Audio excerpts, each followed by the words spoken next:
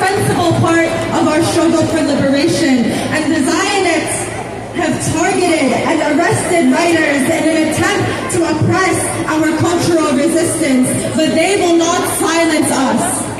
No, they won't. Yeah. So next we have Hannah Mustafa, a Palestinian writer and poet.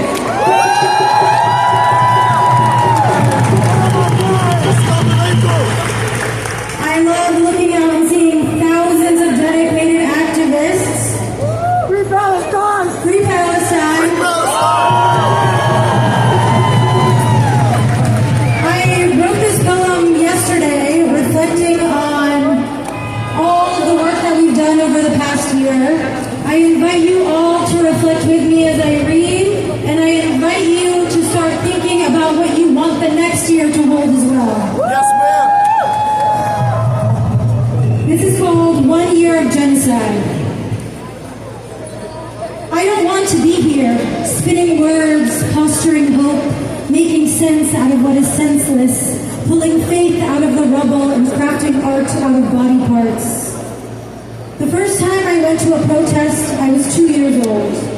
Atop my father's shoulders, beneath the Orange County sun, feeling the chant, "Free, free Palestine! Free, free Palestine! Beat alongside my heart. The protest, I think, was for the 180,000 in annexed East Jerusalem. Or maybe it was house demolition increase in the West Bank. Or perhaps it was the 40 killed in the Gaza Strip.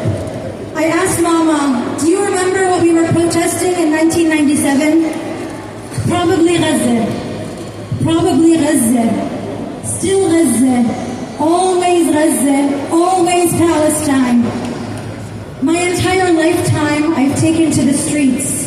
My mother's entire lifetime, she's taken to the streets. And my teta, well, my teta's existence predates the state of Israel.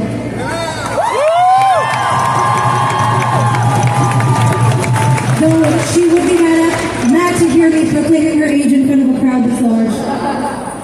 While this consistent, this ancestral, this feminine connection to activism is something I embody with every fiber of my being, it's also something maddeningly redundant.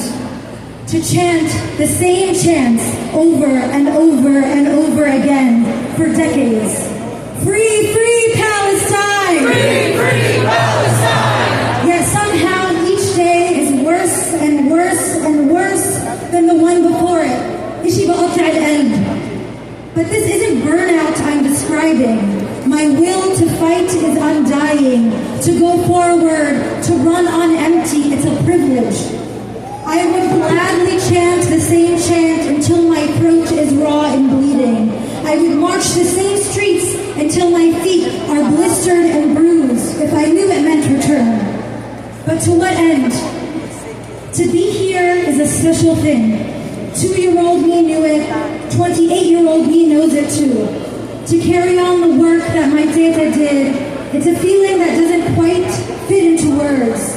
The community, the sharing of the weight, that moment where you feel in your bones that there are more of us than there is of them.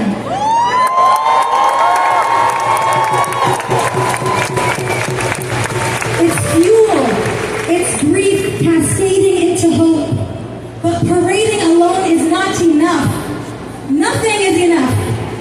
These protests are vital, I know. This action is forward moving. It's big, I know. Bigger than me, bigger than us, but still not big enough for Gaza.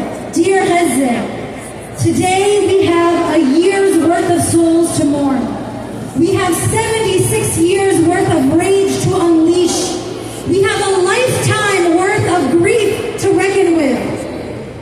This poem is about anger, because I don't remember how to write anything else. I don't know that I can feel anything else, and I don't know that we should.